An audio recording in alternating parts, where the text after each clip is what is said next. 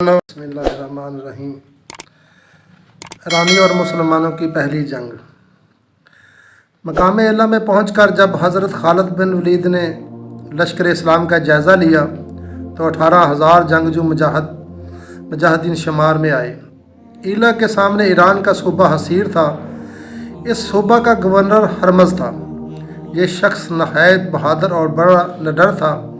वो कई मरतबा हिंदुस्तान तक हमले कर चुका था, इसलिए इसकी दाग राग से हिंदुस्तान तक बैठी हुई थी। ईरानी दरबार में इसका शुमार अव्वल दर्जा के अमरा में था और ईरानी अव्वल दर्जा के अमरा ताज पहना करते थे। हज़रत खालिद बिन वलीद ने तमाम हुज्जत के लिए हरमज़ को एक ख़त लिखा। इस ख़त का खुलासा ये था: ईरानियों ने तबरीन के बागियों की अमदाद करके इस्लामी हुकूमत को ऐलाने जंग दे दिया है। इस्लामी सल्तनत ने ईरान के इस ऐलान जंग को मंजूर कर लिया है।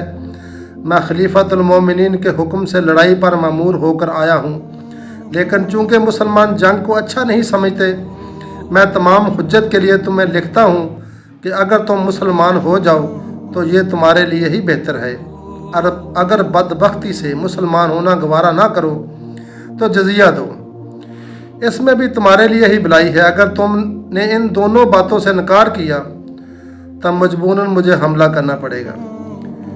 ये खत जब हरमज़ के पास पहुंचा तो वह बड़ा बिगड़ा। उसने फ़ौरन दरबार ईरान को इतला दी और हज़रत खालिद बिन वलीद का ख़त शाह रिज़वान के पास भिजवा दिया। चूँकि इसके पास लश्कर तैयार था, लिहाजा वह 50,000 जंगजू साथ लेकर इला की तरफ बढ़ा। हज़रत खालिद बिन वलीद ने इला में पहुंचकर इराक़ के उन अरबों को जो ईरानी सल्तनत से सख्त नाखुश थे, जासूसी पर मामूर किया। जासूस खबर लाए कि हरमज़ 50,000 सवार लेकर आ रहा है। हज़रत खालिद बिन वलीद रज़ियल्लाहु तआला ने दुश्मनों की कसरत की मतलब परवाह न की। उन्होंने अपने लश्कर के 3 हिस्से किए। एक हिस्सा में कका बिन उमर रज़ियल्लाहु तआला को, दूसरे हिस्सा पर अदी बिन हातम रज़ियल्लाहु तआला को सरदार मुकर्रर किया और तीसरा हिस्सा अपने तहत रखा। हर सरदार एक दिन के फासले से ईरानी लश्कर की तरफ रवाना हुआ। जब ईरानी लश्कर के करीब पहुंचे तो तीनों सरदार मिल गए। इस्लामी लश्कर ईरानियों के सामने खैमा जन था। मुसलमानों का ख्याल था कि ईरानी पूरे हश्म खदाम के साथ आए हैं और फ़ौरन मुकाबला में निकलेंगे, लेकिन हरमज़ को इसकी जुर्त ना हुई। वह मुसलमानों के कारनामे सुन चुका था। उसने ईरान से मदद तलब की थी और इस मदद के आने का इंतज़ार कर रहा था।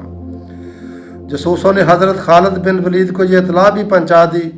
उन्होंने इस बात को मुनासिब न समझा कि वो हरमज़ के मैदान में निकलने का इंतज़ार करे और ईरानी लश्कर की तादाद बढ़ने दे। चनाचे एक रोज़ खुद ब खुद ही मैदान में निकले और लश्कर को बाकायदा सब बस्ता कर दिया। मजबूरन हरमज़ को भी मैदान में निकलना पड़ा। इसने भी अपने लश्कर को तरतीब दी। जब दोनों लश्कर आमने सामने सब बस्ता हो गए तो हज़रत खालिद बिन वलीद रज़ियल्लाहु तआला मैदान में निकले और उन्होंने अपने मुकाबले के लिए हरमज़ को पुकारा। चूँकि हरमज़ मशहूर दिलावर था, इसलिए शाहाना साजो सामान से मसल्ला होकर मैदान में निकला। वो लोहे की ज़रा बख्तर पर चांदी के ज़रा पहने था। ज़रा पर जो लिबास था वो रेशम और बेशकीमत था। इसकी शमशीर और खंजर के दस्ते जवाहरात से मज़ीन थे। सर पर चांदी का खुद ताज था। इस पर ज़ीन ताज उड़े था। इसकी रकाबें और लगाम खालस चांदी की थीं। जैन में लोहे के बजाय चांदी लगी हुई थी, जबकि जैन पोश रेशम का था। इसमें जवाहरात की झालरें लटकी हुई थी। घोड़े की कलगी खालस सोने की थी। इसे कुश्ती पर बड़ा भरोसा था। वो नहायत कवील और गरडील था।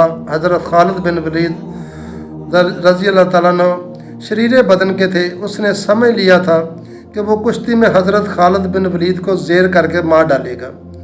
चनाचे उसने हज़रत खालिद बिन वलीद को प्यादा होकर लड़ने की दावत दी। हज़रत खालिद बिन वलीद रज़ियल्लाहु तआला ने मंजूर कर लिया। दोनों घोड़े से उतरे और लड़ने लगे। पहला वार हरमज़ ने किया। हज़रत खालिद बिन वलीद ने पैंथरा बदल कर वार खाली कर दिया, फिर खुद का हमला किया। हरमज़ उछल कर पीछे हट गया और तेज़ी से बढ़कर हमला करने लगा। हज़रत खालिद बिन वलीद बैठ गए। सिमट कर इस फुर्ती से झपट कर हरमज़ की कलाई पकड़ी کہ وہ پیچھے نہ ہٹ سکا۔ حضرت خالد بن ولید نے اس کی تلوار چھین لی۔ ہرمز جلدی سے انہیں لپٹ گیا۔ دونوں کشتی لڑنے اور زور آزمائی کرنے لگے۔ حضرت خالد بن ولید نے زور لگا کر اس کی کمر کو پکڑ کر اٹھایا، لا الہ الا اللہ کا نعرہ لگایا، اسے زور سے پٹکا اور اس کے سینہ پر چڑھ کر اس کا سر کاٹا اور دشمنوں کے سامنے پھینک دیا۔ ایرانیوں کو جوش و غصہ آ گیا، چنانچہ ایک دستہ سرپٹ گھوڑے دراتا ہوا حضرت خالد بن ولید کی طرف بڑھا۔ اس دستہ کو حضرت ققا رضی اللہ عنہ کے اسلامی دستہ نے روک لیا۔ ان دونوں دستوں میں جنگ شروع ہو گئی۔ تلواریں میانوں سے نکل آئیں، سر تن کے فیصلے ہونے لگے، تلواریں جلدی جلدی چلنے لگی، جنگجو کٹ کٹ کر گرنے لگے، خون ریز لڑائی ہونے لگی۔ چونکہ تمام ایرانی لشکر کو جوش آ گیا تھا، اس لیے اب سارا لشکر بڑھا۔ ان لشکریوں کو مسلمانوں کی بہادری کا علم تھا۔ ان کے سرداروں نے تمام ایرانیوں کو ایک دوسرے سے زنجیروں میں جکڑا ہوا تھا۔ اسی وجہ سے اس جنگ کا نام ذات السلاسل مشہور ہوا۔ یوں ہی تمام ایرانی لشکر حملہ آور ہوا تو فوراً ہی اسلامی لشکر بھی بڑھا۔ دونوں لشکروں میں ہولناک ٹکر ہو گئی۔ سرفروشوں نے تلواریں سونت لی، نہایت جوش سے حملہ آور ہوئے۔ صاف و شفاف تلواریں بلند ہوئیں، انسانی سمندر میں ڈوبیں اور خون اگلتی ہوئی اٹھیں۔ گمسان کی لڑائی ہونے لگی۔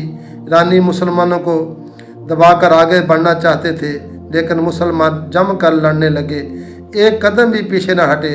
ایسا معلوم ہوتا تھا جیسے ان کے گھوڑوں کے قدم زمین میں گڑ گئے ہوئے ہیں۔ ہر چند ایرانیوں نے انہیں پسپا کرنے کے لیے پرزور حملے کیے، لیکن وہ ایک قدم بھی مسلمانوں کو نہ پیچھے ہٹا سکے۔ ایرانیوں کو یہ بھی زعم تھا کہ ان کی تعداد زیادہ ہے، ان کے پاس نئی قسم کے آلات حرب ہیں، نیز جنگی سامان کافی ہے، سواروں کی تعداد میں بہت ہی زیادہ ہے۔ مسلمان تعداد میں بہت کم تھے، سوار چند ہزار سے زیادہ نہ تھے، پیادے سواروں سے زیادہ تھے۔ ان کے پاس پورے ہتھیار ہی نہ تھے، اس لیے ایرانی پرزور حملے کر رہے تھے، لیکن مسلمان صبر و استقلال سے جنگ میں مصروف تھے۔ انہیں قوت اور اپنے ساز و سامان پر نہیں بلکہ اللہ تعالیٰ کی مدد پر بھروسہ تھا۔ وہ نہایت اطمینان سے لڑ رہے تھے۔ مسلمان چاہتے تھے کہ ایرانیوں کی صفیں الٹ دیں، لیکن چونکہ ایرانی زنجیروں میں ایک دوسرے سے جکڑے ہوئے تھے، اس لیے مسلمانوں کو آگے بڑھنے کا موقع نہ ملتا تھا۔ چند مسلمانوں نے تلواروں سے زنجیریں کاٹنے کا لشکر کے بیچ میں کچھ جانا چاہا، لیکن کامیاب نہ ہو سکے۔ ان مسلمانوں نے خفا ہو کر کہا، اللہ تعالیٰ غارت کرے ان آگ پوجنے والوں کو، کم بخت زنجیروں میں جکڑ کر مرنے آئے ہیں۔ پھر بھی ان ایرانیوں کو جو ان کے سامنے تھے پرزور حملے کر کے قتل کر رہے تھے۔ یہ زنجیریں خود ایرانیوں ہی کے لیے وبال جان بن گئی۔ ایک تو وہ جکڑے ہوئے ہونے کی وجہ سے آزادی کے ساتھ نہ لڑ سکتے تھے، دوسرے جو ایرانی مارے گئے تھے ان کی لاشیں لٹکی پھر رہی تھیں۔ ان لاشوں کو دیکھ کر ایرانی گھوڑے بدکنے اور زور کر کے زنجیریں توڑنے لگے۔ آخر بہت سے گھوڑوں نے زنجیروں کو توڑ ڈالی اور بھاگنے لگے۔ ایرانی گھوڑوں کو قابو میں کرنے کی کوشش کر رہے تھے، مسلمان انہیں قتل کر رہے تھے۔ نتیجہ یہ ہوا کہ چند ہی گھنٹوں کی لڑائی میں بے شمار ایرانی مارے گئے۔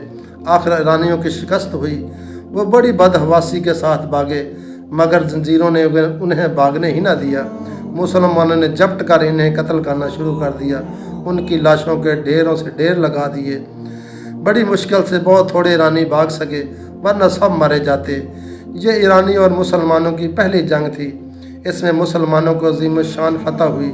چونکہ ایرانی بڑے ساز و سامان کے ساتھ آئے تھے، اس لیے مسلمانوں کے ہاتھ بہت مال غنیمت آیا، اور مسلمانوں میں یہ قاعدہ تھا کہ جو شخص جس دشمن کو قتل کرتا تھا اس کا تمام ساز و سامان اس کی ملکیت ہو جاتا تھا۔ چونکہ ہرمز کو حضرت خالد بن ولید رضی اللہ عنہ نے قتل کیا تھا، اس لیے اس کے شاہانہ لباس، شاہانہ کپڑے، تاج، دوسرا ساز و سامان حضرت خالد بن ولید کو ملا۔ یہ سب ساز و سامان لاکھوں روپے کی ملکیت تھا۔ جب حضرت خالد بن ولید رضی اللہ عنہ نے اس ہرمز کا تاج فروخت کیا تو 1,00,000 روپے میں بکا تھا۔ یہ مسلمانوں کی لڑائی ہے मुसलमान पर जब अल्लाह पर भरोसा करते हैं तो फिर ऐसे ही अपनी जानों को नजराना पेश करते हैं। दुआ है कि अल्लाह ताला हमें भी इस्तकामत अता फरमाए कि हम भी अल्लाह की राह में जहाद कर सकें और अपने अल्लाह को राज़ी कर सकें और जन्नत के हकदार हो जाएं। आमीन सुम्मा आमीन।